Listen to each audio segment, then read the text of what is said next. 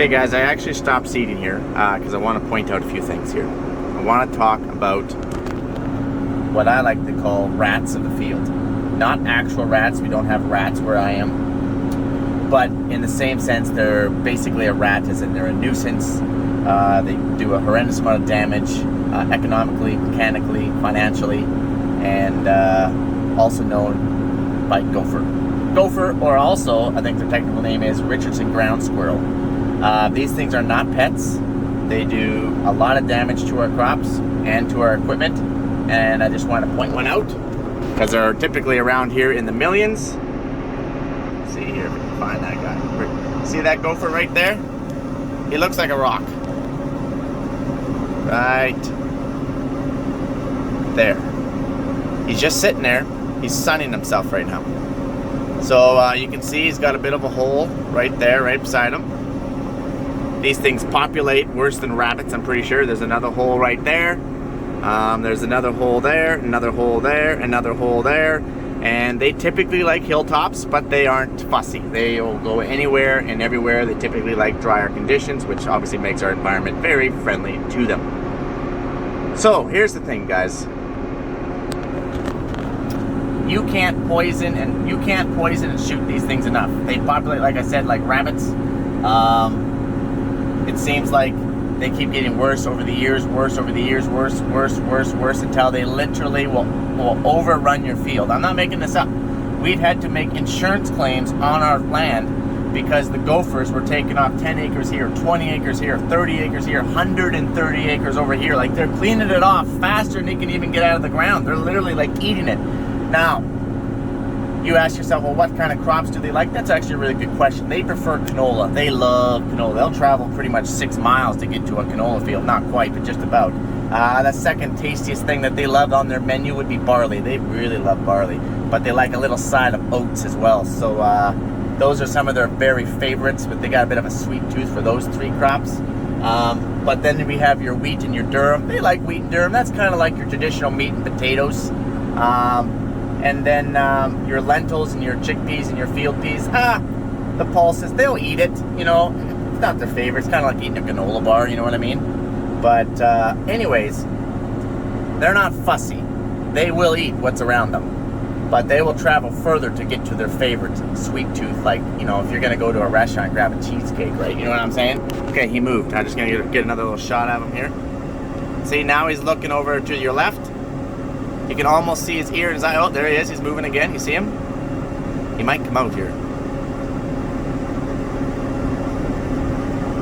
Maybe not. He's just flirting with us.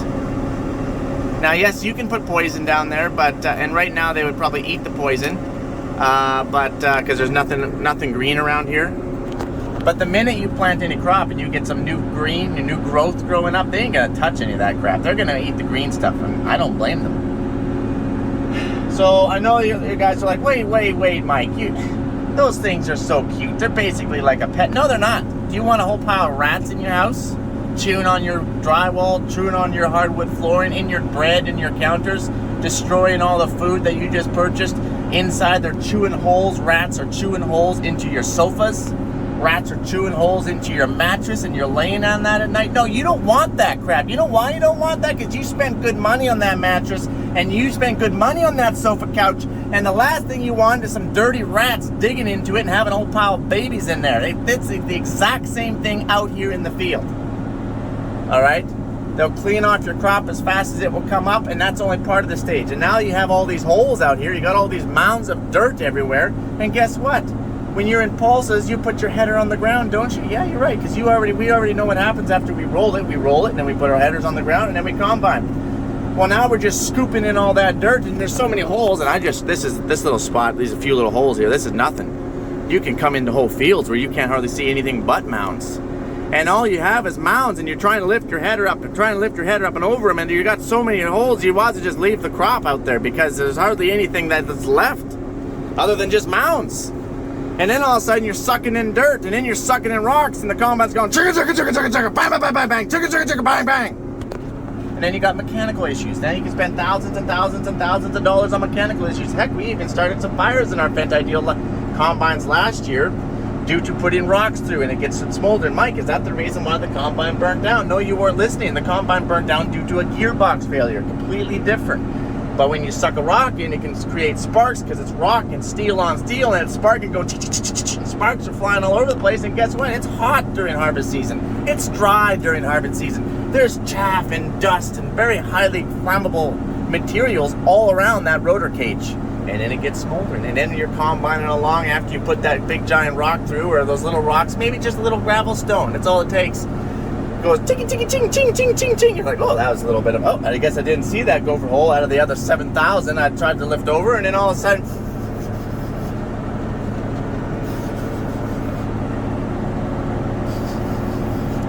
you smell smoke. Again, you smell smoke because you put some rocks through it and it starts smoldering. So anyway, in a long roundabout way, these gophers are a huge nuisance, and they normally get worse with time. We try to keep them contained, but it's just impossible because they populate so dang fast. And I know you guys are like, well, Mike, talk to me, buddy. There's got to be some predators that love gophers. There is. There is badgers. They'll eat gophers. They'll actually dig down their holes. We actually like badgers. They make bigger holes, but at least they eat the gophers that are down the holes. You got fox. You got coyotes. You got hawks, eagles. Even though we don't have many eagles, but we got lots of hawks. You got owls. So you do have some predators. Our hawks can't hardly fly around here because they're so dang obese. So you got creatures like that. But let's be honest, there's so many that they can't even consume them all. Our shoes on here for a second, and we're gonna go take a look on the hole. We're pretty much gonna scare that gopher down. He's looking at us here. See his head just popping up. Let's go this side. Oh, his head ducked down. You can't see it, but his head's ducked down. So this is a badger hole. When you have a hole this big and the circumference of almost 12 inches, that is a badger hole, okay? Now, badger has come, he's dug up the gophers, he's ate the gophers that are down there, but then sometimes new gophers will move into this nice, fancy, nicely renovated giant castle of a home. This one, this is a gopher hole. Why? Because gophers are about this big. That's a gopher hole. Oh, look at here. This is another gopher hole. See? You see the size of this? Not really, because the sun's not in the way. Over here, this is where that gopher was. There's another gopher hole. Okay? As you can see, there's a gopher hole here, there, and over there. Also over there, because I see some dirt. Farther over there, right there, and then one over there. And we're just right here. And this is pretty common to have this many holes in one spot. Actually, I thought there would be more, to be quite honest with you. Fresh dirt. This is nicely freshly dug. This gopher has been renovating his home. Look, he's got a nice little exit he's gone around here. See, nice little staircase all the way around here. Yeah, this guy is pretty high class. We like to call these ones the high society gophers. Like I said, see, this was dug a long time ago, right? Because this ground's all rock hard. This was dug out by a badger. Gophers have moved into this badger hole. We call those ones the squatters. You just have your regular run-of-the-mill gopher hole. It's just a regular straight run down into the hole. That's just your typical gopher family. Now that we're seeding again, I know you guys have some questions. So Mike, you just seed right over the holes. Maybe by you filling the dirt in a little bit, that would kind of kill them. No, it doesn't. It does peel them off a little bit. They kind of come out with dust on their head and they're shaking around. And if looks could kill, they would probably want to kill you. The other thing would be, no, their holes are quite deep. You can't just rip into them with the shanks. Their holes can go down like 2 feet or so. So we're going like an inch and a half. So they can go pretty deep. So, well, Mike, can you set like a mechanical trap out there to like literally trap them? Bruh. Are you gonna set a mechanical trap in the city of New York and try and trap every single rat that's in the sewers? Well, no, Mike, there's millions of them. That's not even feasible. Exactly. That's not feasible. If you have a problem gopher, maybe outside your house on your lawn, yeah, you could probably trap that one. Well, is there a way that you can go in and fill the holes in? Bruh. We just established that there's millions of them, and you can't just go and fill their holes in. And even if you did, unless you kill what's under there, they're just going to dig it all back up again. You could pack that whole plumb chuck, and you could literally fill it in, stomp on it. That doesn't mean nothing. They laugh at the face of that. They have another 7 entrances. You close the back door, they're coming out the front door, okay? No big deal. They're going to dig that back out, no problemo. Believe me, they're smart, or they wouldn't survive this country. Well, Mike, there's got to be something. Yeah, there is.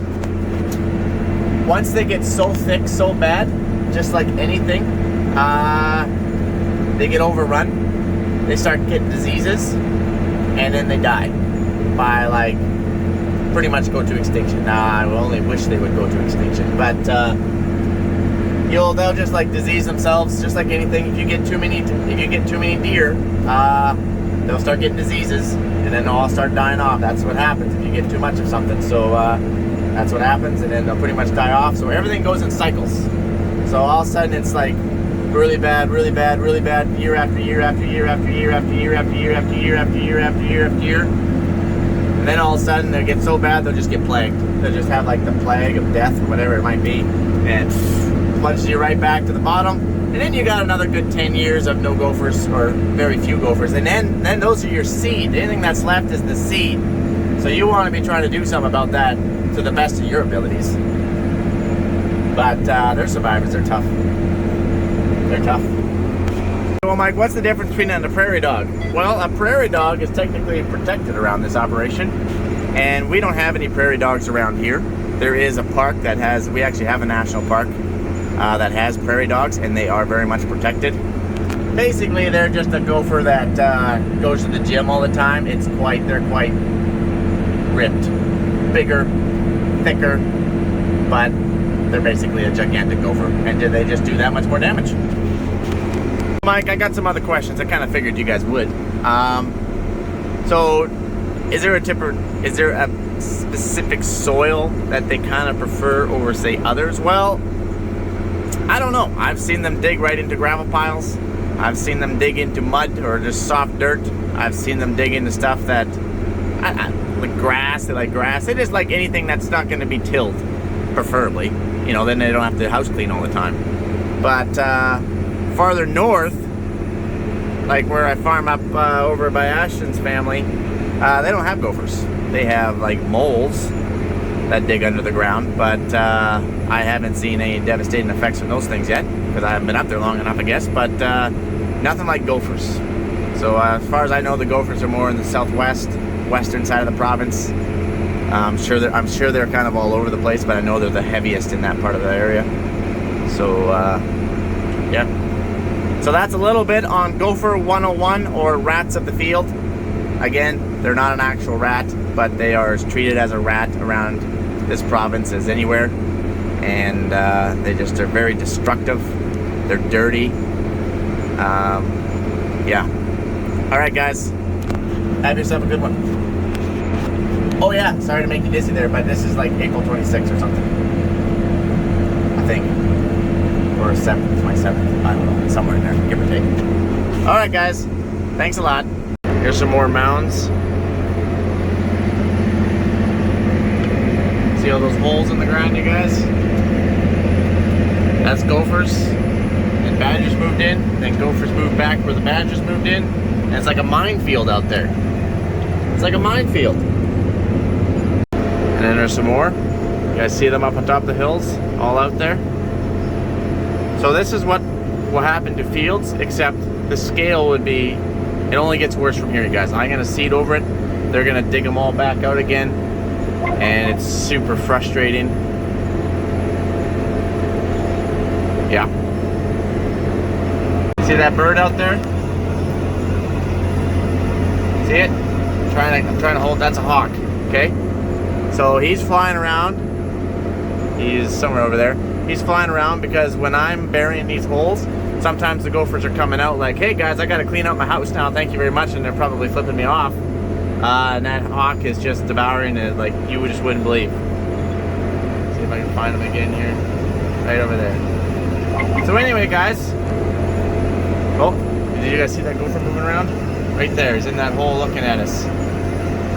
Yeah, just went down. So anyway, I'm gonna let you guys go on the gopher realm. And this is some of our frustrations when it comes to these little gophers. Basically, they're the biggest menace since deer and grain bags.